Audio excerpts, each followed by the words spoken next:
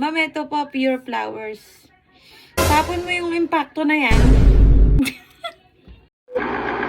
Hi mga kapreni, meron akong ichichika sa inyo. Hindi ko alam, gusto ko lang i-share sa inyo.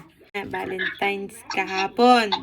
Si nanay, sabi niya, Ken, bigyan mo ng bulaklak yung teacher mo, yung advisor. Merong halaman dun si nanay na rose. Maganda yung rose, kulay pink. Ngayon, pag uwi ni Ken, sabi ko, binigay mo ba sa teacher mo yung flowers? Sabi niya, Ma, hindi tinanggap ng teacher ko. Tapon mo yung impacto na yan. Sabing ganon. Ito kasi yung bulaklak mga kapreni.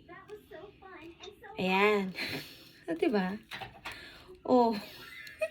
Hindi ko kung tinawag niya tong impacto. Kasi ganito yung itsura. Walang ka-effort. May tali pa nga yan eh. Ano pa yan Gawa to ni nanay. Madali lang, pinapakita ko sa mga followers ko to. So bigay na natin. So, binigay ni Ken yun.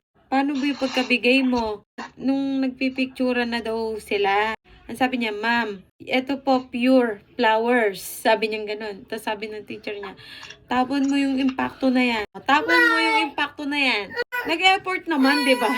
May mga nagbigay daw kasing flowers, mga plastic, gano'n. Yun naman daw ay tinanggap. Yun sa kanya, ganun ang sinabi. Ito lang kasi binigay ni Ken. Walang kasamang chocolate.